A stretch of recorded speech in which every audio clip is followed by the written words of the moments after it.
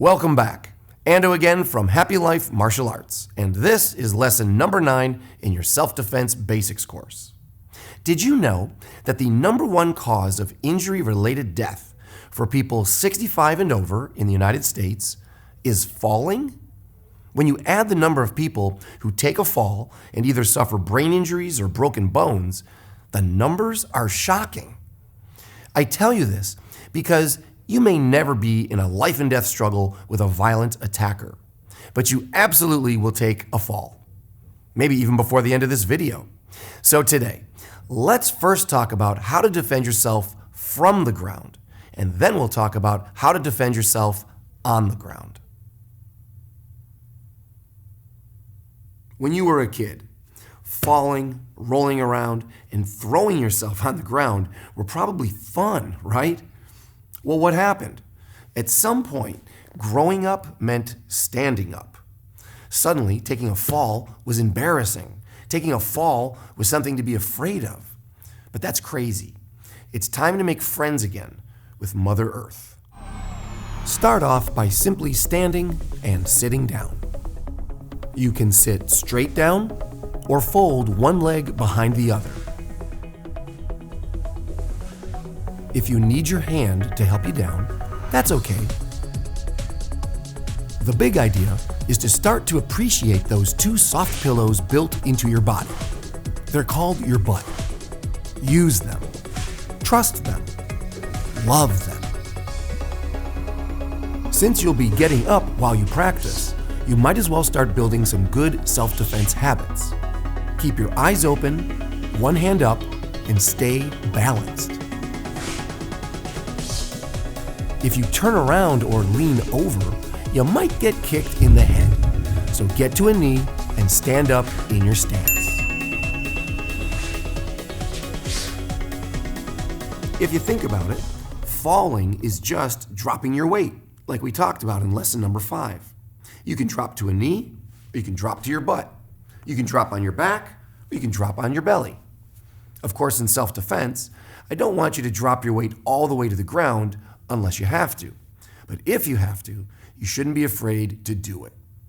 Okay, now let's talk about protecting your head. Think of your head like a fishbowl.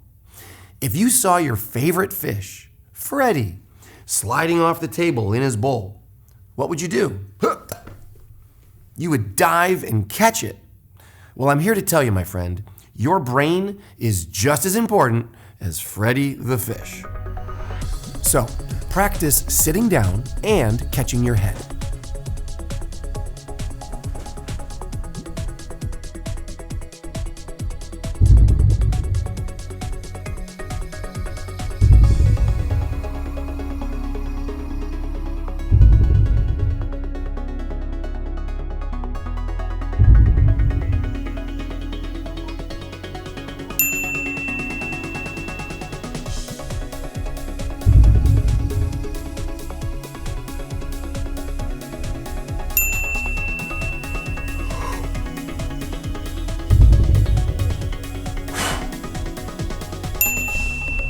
Try rolling straight back.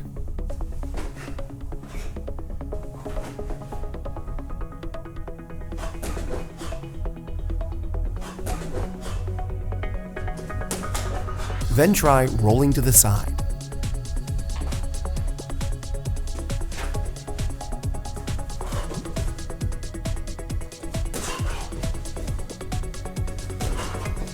If you fall forward, try to turn as you fall and land on your side.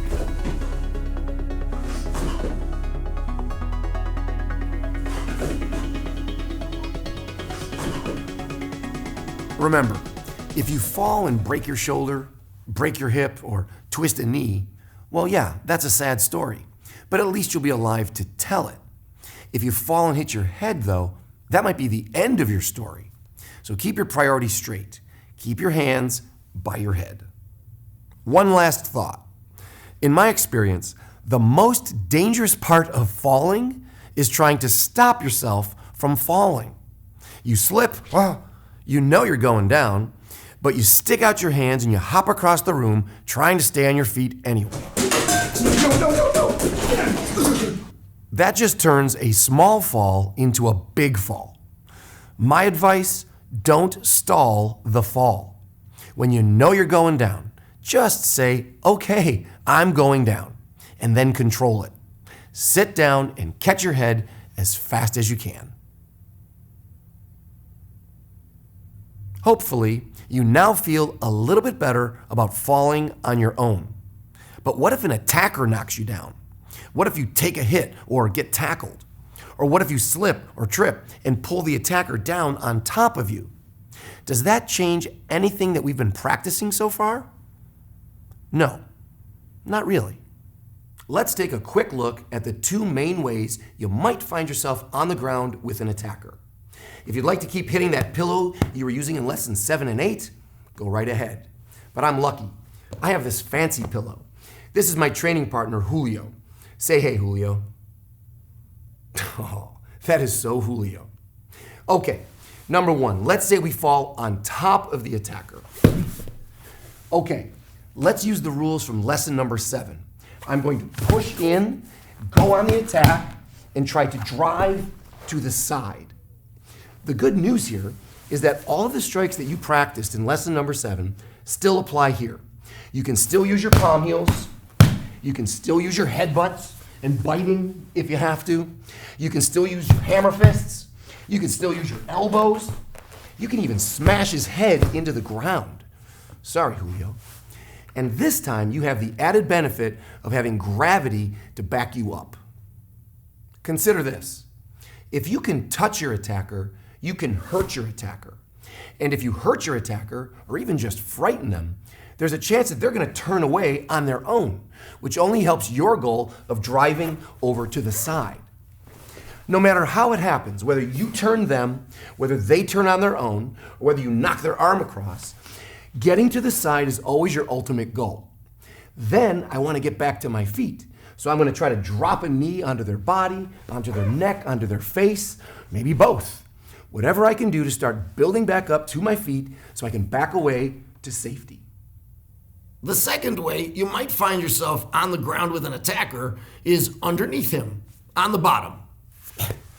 First things first, as you're falling, I still want to follow the rule to sit down as fast as I can. But one little difference here is that as I'm falling with an attacker, I would rather catch his head instead of mine. Holding on to the attacker's head helps control the speed of the fall and control what he can do to me. If I let go of his head, or if I let go of whatever I'm holding on to, then he has the chance to protect himself in the fall and to keep attacking me.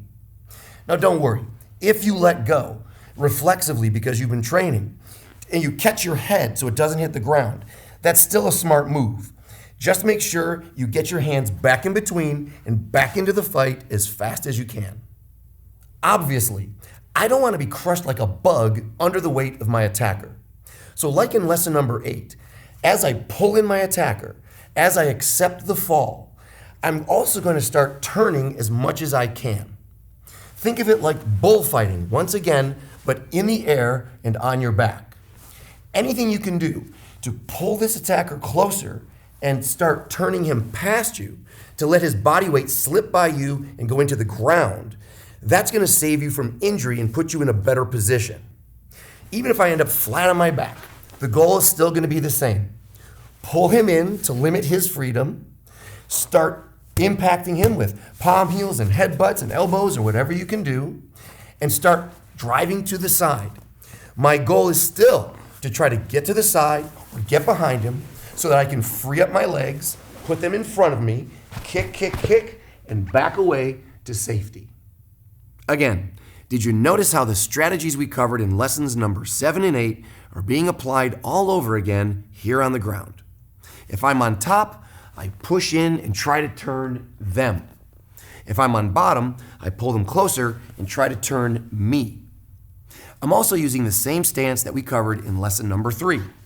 My hands are up, my chin is down, and I'm keeping my elbows and my knees between me and the attacker. One more similarity. I also make sure that I'm always facing my attacker.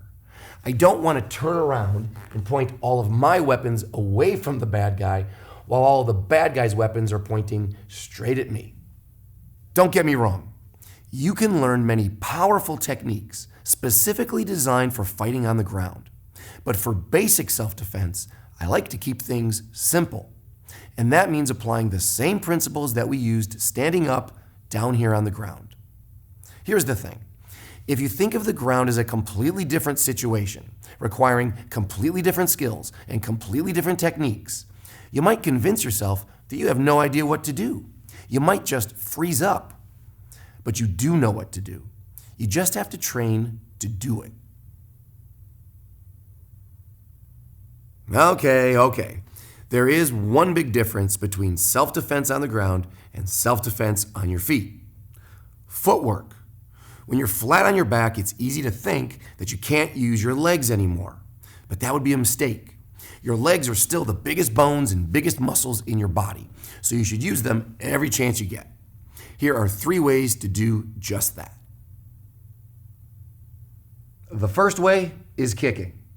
If you fall or get knocked to the ground, immediately find the attacker and get your legs in between. It doesn't matter if he's standing on his knees or just trying to jump on top of you.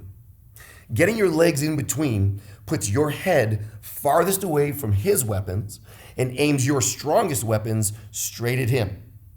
So, however you hit the ground, remember, get your head out and your feet in. And then start kicking. Kick at his knees, kick into his groin, kick up at his face, whatever. Just drive him back so you can make the space to get back to your feet. The second way. Let's say you can't get your legs in between you and the attacker. Maybe they're just too close or already on top of you. Okay, that's when we might want to use a bump. That's where I use my legs to lift up my core as high as I can and maybe roll up onto a shoulder. It's just like a gymnast's bridge, only more violent. I also want to make sure I keep my hands by my head. I'm also going to make sure that I never lift up my body and compress my own neck and smash my head into the ground. Last point, I'm not going to jump when I do this like a crazy frog. I'm always going to keep both feet or at least one foot on the ground as I push up. By pushing up, you make space in between you and the bad guy for at least a moment, which will give you the chance to put your legs back in between. Remember, if you have a bad guy on top of you, you never want him to feel comfortable.